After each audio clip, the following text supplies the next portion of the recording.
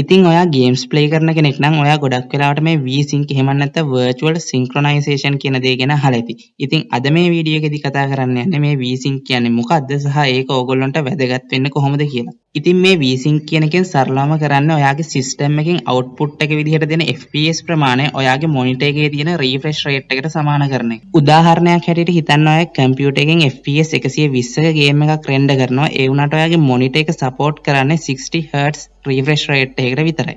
ඉතින් මෙතනදී ඔයගොල්ලෝගේ මොනිටර් එකේ refresh rate එකට වඩා ඔයගොල්ලෝගේ ගේම් එකෙන් output එක විදිහට හම්බෙන FPS ප්‍රමාණය වැඩි නිසා ඔයගොල්ලන්ට මේ විදිහට screen tearing වගේ තත්ත්ව බලා ගන්න හම්බෙනවා. ඉතින් මේ විදිහ අවස්ථාවකදී V-Sync on කරන එකෙන් සිද්ධ වෙන්නේ ඔයගොල්ලෝගේ output එක විදිහට හම්බෙන FPS ප්‍රමාණය ඔයගොල්ලෝගේ මොනිටර් එකේ තියෙන refresh rate එකට සමාන වෙන එක.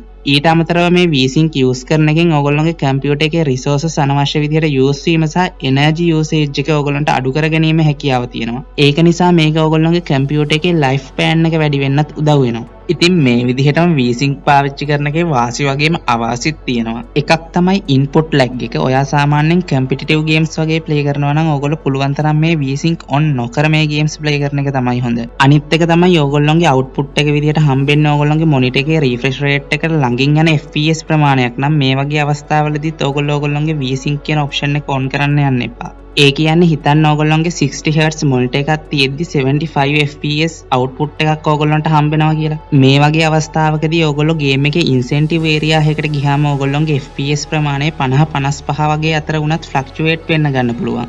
ඉතින් මේ වගේ වෙලාවක ඔයගොල්ලෝ V-Sync on කරලා තිබ්බොත් එහෙම ඔයගොල්ලෝගේ FPS ප්‍රමාණය එකපාර 30 FPS වගේ වෙනකම් පහළ යන්න පුළුවන්. මේක නිසා ඔයගොල්ලෝගේ ගේම් එක ස්ටටර් වෙනවා වගේ දේවල් සිද්ධ වෙන්නත් පුළුවන්. ඉතින් වීඩියෝ එක අවසාන වෙනකම් බලාගෙන හිටපු ඔයගොල්ලෝ හැමෝටම හදවතින්ම ස්තුතිවන්ත වෙනවා. මේ විදිහම තවත් වීඩියෝ එකකින් ඔයගොල්ලෝ හම්බෙන බලාපොරොත්තුෙන් අදට සමුගන්න ඔයගොල්ලෝ හැමෝටම සුබ දවසක්.